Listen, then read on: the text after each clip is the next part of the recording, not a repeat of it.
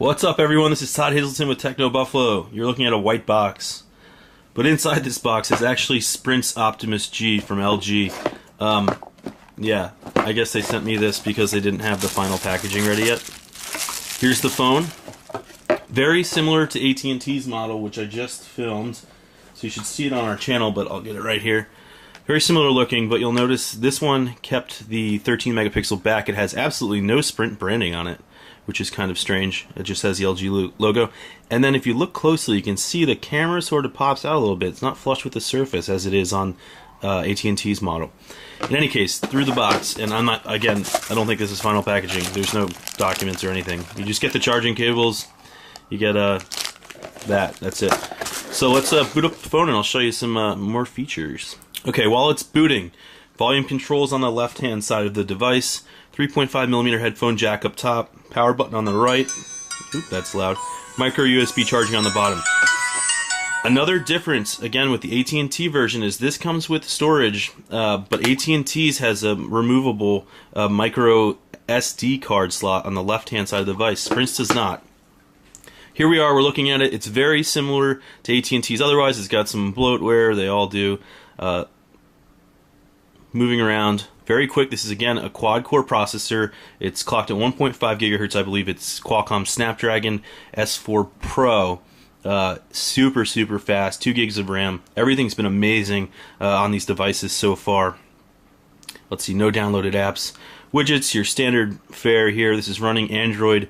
Ice cream sandwich. LG has said that a Jelly Bean update is coming. I don't know when. You know that usually takes months. This should be a 4G LTE device. Here I am, though, and I have 3G in New York City, which is supposed to be one of Sprint's LTE markets. Quick memo. I went over this in the AT&T video. I'll show you here. It's really easy to use. So when it's activated, you can use it to, say, circle something and say, hey, this is the app that I told you to download, so go get it, and then save it.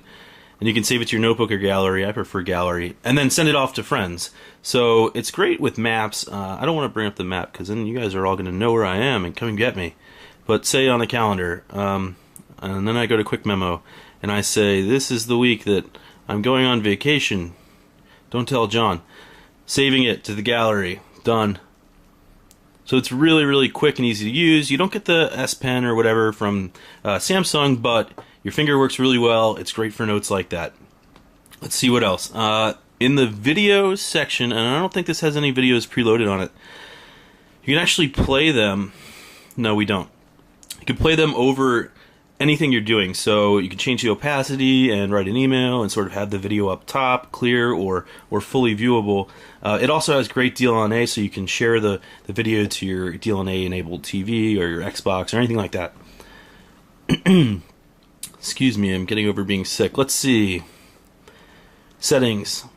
Different settings menu here than on the AT&T version. This is sort of typical. Wireless networks immediately right there. You can go to more. NFC, you've got it all. You can change the lock screen just a bit. There's different clocks and shortcuts you can have on it. This one's cool. I like this one the best because it just looks awesome. You can have your owner info on there, everything like that. There's also quad-core control. I showed this in the AT&T demo too. So if you want to save battery life, you don't need all 4 cores going at the same time, right? So you can hit eco mode, and then they only operate when they need to. So I would recommend using that. Another thing in settings I wanted to go over, the display. I've noticed this on both versions so far. When you try to change the brightness, there it is. It's at 63%. Sometimes it says it's too hot to go to 100%, and it'll go back to like 66%. So that could be something with the quad-core control. I'm not sure yet. I've seen various reports online, but it has happened to me every single time. In any case, that is a quick look here at the Optimus G for Sprint.